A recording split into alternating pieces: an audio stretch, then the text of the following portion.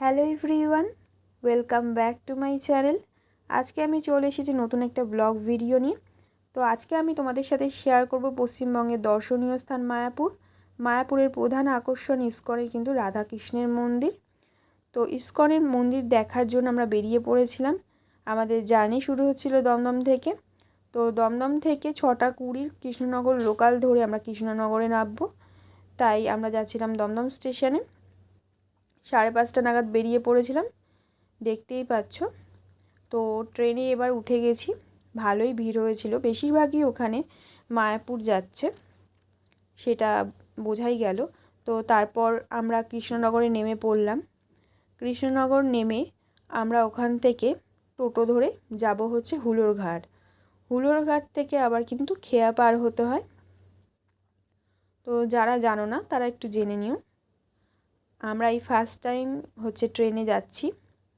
এর আগেও গিয়েছিলাম, এর আগেও আমরা গাড়ি করেই গিয়েছিলাম। তো এরপর আমরা টোটো ধরে নেব।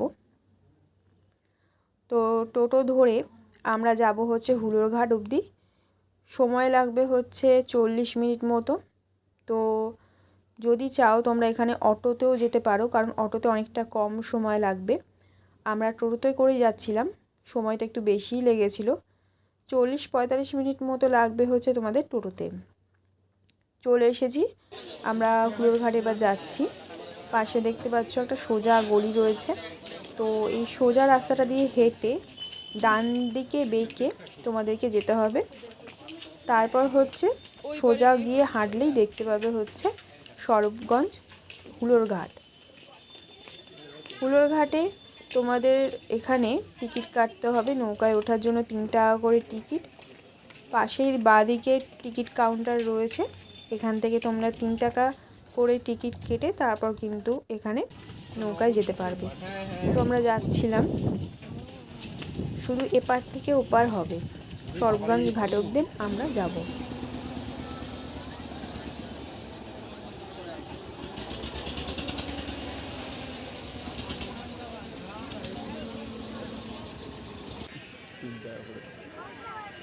আমার তো বেশ ভালোই লাগছিল।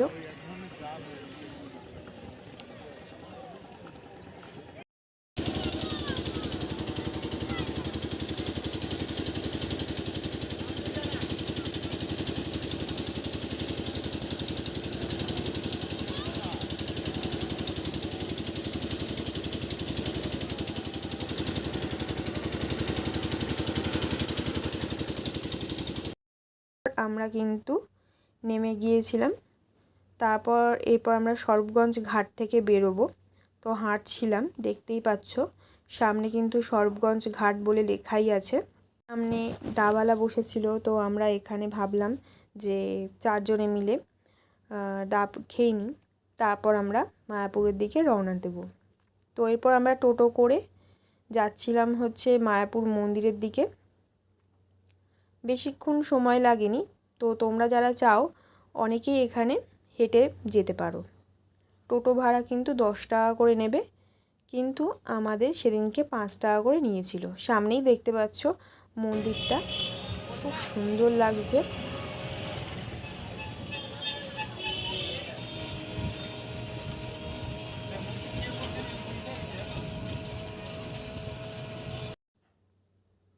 এরপর আমরা ভেতরে ঢুকে পড়েছিলাম। তারপর হচ্ছে আমরা মহাপ্রসাদের জন্য এখানে টিকিট কাউন্টার থেকে টিকিট কেটে নিচ্ছিলাম। আমরা গীতা ভবনের টিকিট কেটেছিলাম 60 টাকার। এর আগে কিন্তু আমরা 40 টাকার টিকিট খেয়েছিলাম। সেদিন একটু ইচ্ছা হলো তাই গীতা ভবনের টিকিট কেটেছিলাম। দেখতেই পাচ্ছ মন্দিরটা এখনও পুরোপুরি কমপ্লিট হয়নি।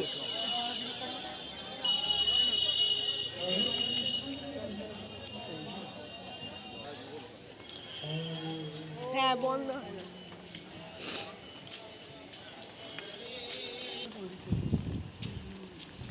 অনেক বড়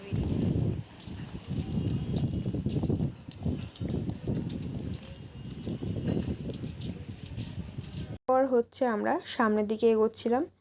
চারিদিকে পুরো ফুলের গাছ রয়েছে, ভীষণই সুন্দর সাজানো। আর যেদিন গেছিলাম বেশ ভালোই ভিড় ছিল। আমরা মন্দিরের দিকে ঢুকবো, আর মন্দিরে ঢুকলে অবশ্যই ফোনটা আর জুতো ব্যাগ এগুলো রেখে ঢুকতে হয়, তাই ভেতরে ভিডিওটা তো আর তোমাদের সাথে শেয়ার করতে পারলাম না। সেদিনকে রাধাকৃষ্ণকে সাদা কালারের ড্রেস পরিয়ে খুব সুন্দর সাজিয়েছিল, দেখলেই যেন মন ভরে যাবে। তো যারা এখনও মায়াপুর যাওনি অবশ্যই মায়াপুর ইস্কন মন্দিরে যাও, কারণ ওখানে এত সুন্দর করে রাধাকৃষ্ণকে সাজানো হয় আর এত সুন্দর করে পুজো করা হয় যেন ভগবান ওখানে সত্যিই বিরাজ করছে। দর্শন করে পুজো দিয়ে বেরিয়ে পড়েছিলাম মহাপ্রসাদ খাওয়ার উদ্দেশ্যে। গীতা ভবনের দিকে যাচ্ছিলাম, দেখতেই পাচ্ছ গীতা ভবনে ভালোই ভিড় হয়েছিল। আমরা এই প্রথম গীতা ভবনে আমরা মহাপ্রসাদ খাবো। সবাই দেখো একটা হল ঘরের মধ্যে সবাই বসে আছে, প্রায় 1000 লোক তো হবেই। তো ফার্স্টেই দেখতে পাচ্ছ এখানে বেগুনি দিচ্ছিল, তারপর হচ্ছে এখানে ভাত দেবে, ডাল দেবে, পনির তরকারি, তার সাথে হচ্ছে বাঁধাকপির তরকারি দেওয়া হয়েছিল। লাস্টে কিন্তু এখানে পায়েস দিয়েছিল। মহাপ্রসাদের যে স্বাদ এত সুন্দর, না খেলে বুঝতেই পারবে না। আমার তো বেশ ভালোই লেগেছিল।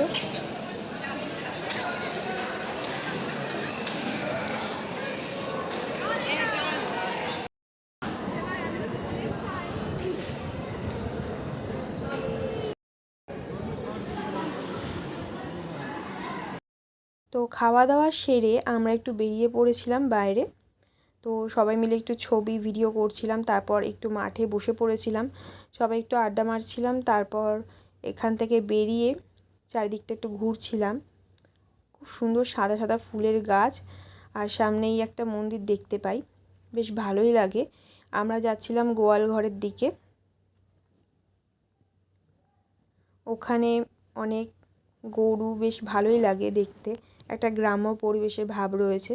তো আমরা চলেই এসেছি, দেখতেই পাচ্ছ এখানে অনেক গরু রয়েছে। অনেকেই এখানে খাওয়াচ্ছে, যারা এখানে অনুদান দেয় তারা এখানে গরুকে খাওয়াতে পারে। তো এরপর আমি লস্যি খেয়ে নিয়েছিলাম ওখান থেকে। খাওয়া দাওয়া শেষ করে আমরা কিন্তু বাড়ির দিকে রওনা দেব।